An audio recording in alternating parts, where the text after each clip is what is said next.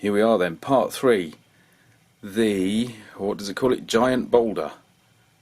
Here we are with the box art giving us the giant boulder and some people and some big cuddly looking feet with some claws. So this is taking a while, isn't it? Believe me, the model has gone along very quickly. The painting, that's the main part really. That hasn't taken too long. But the internet, since the light, wind and rain a couple of weeks ago now, our internet hasn't come back, and we are contacting our supplier about that. But it means I'm having to do things in tiny sections, which isn't fun, and it's not fun to watch really, is it? I mean, this one should have been done in one go. At best 2 parts. But anyway. So I apologise. I think I'll have to do an update again, full of excuses, but that will come along in a little while. Anyway, part 3. Let's have some fun. Let's do a giant boulder. Here's our lovely boulder. It's got the chocolatey brown undercoat. It's got a pale layer over the top. But that kind of presumes that the rock is limestone, which presumes therefore limestone is laid down by tiny little creatures with tiny little shells. So that presumes that there's life on this planet, whatever planet this is, that is remarkably similar to life in the seas of our planet, which won't do. So instead, and also I feel this model might need a little bit of colour somewhere.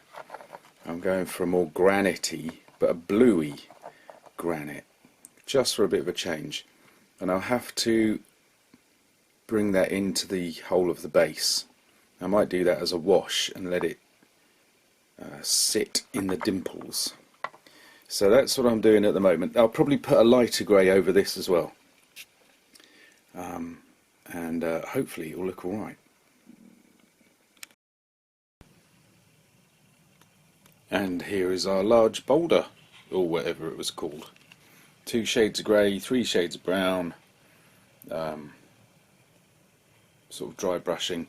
The boulder itself therefore is a kind of bluey grey, granity stuff, because basically the chemical formula, the chemical makeup of granite is probably pretty universal.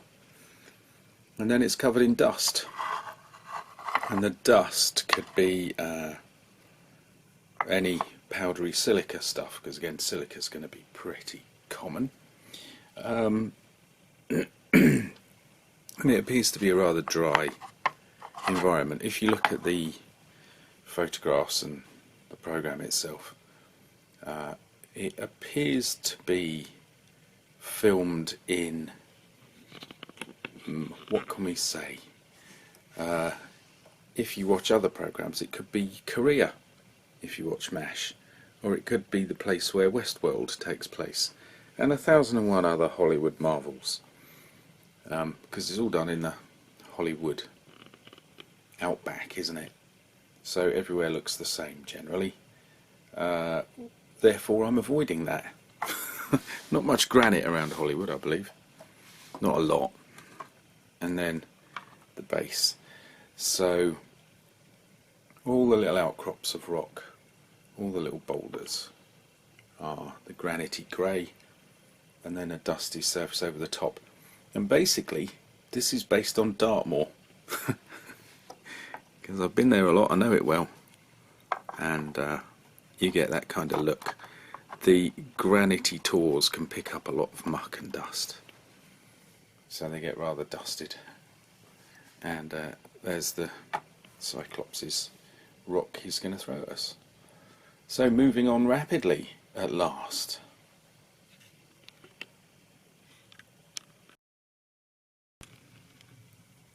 There it is at long last, the large boulder. That's the back view. There's the slots for our Cyclops beast. I say there's the boulder, there it is on its base. which is alright, a simple base, but okay, nothing wrong with that. Its main problem is that it in no way relates to the base. I mean, it kind of does, because it's got 4 points, one at each corner, and there are dimples in the surface of the base for it, but they're very big. And secondly, well, look, I've put gallons of glue and clamped and pressed and everything, and it still keeps springing up. Basically, there are some very gentle depressions in the surface, and this hasn't got a precisely flat cut base, so the two aren't going to marry up anyway. And even if I press down really hard, we're not getting anywhere. Perhaps I should have done the front first and not the back, but I don't think that would have made a difference. That's part of this process, isn't it, of getting them straight out of the box and doing them in a plain and simple fashion. So you could add a load of filler, you could put other rocks around the edge to mask it, and that's very interesting, because a lot of these companies, particularly Aurora, who are doing these more fun and fantasy things, they learn very quickly. And I remember other things like this, having rocks, small rocks, flush against any dubious edges, to the point where a very clever model called the Cave, part of the kind of prehistoric range that Aurora did, the Cave, the sides of the cave are actually held in place by rocks on either side of your wall. I was impressed with that at the time, and these days I realise how clever that is. What's very interesting is I had a look a couple of years ago to see if there was a cave model on eBay, and it was going for about 500 quid. And it was the only one I've ever seen. So anyway, oh, one other thing on the base. I did a dark wash of the same colour as the grey on the rock, as if that's the bedrock, and then you've got dust and sand over the top.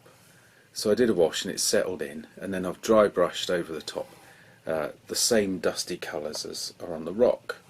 So, you know, the landscape's wind swept from time to time, blows stuff around.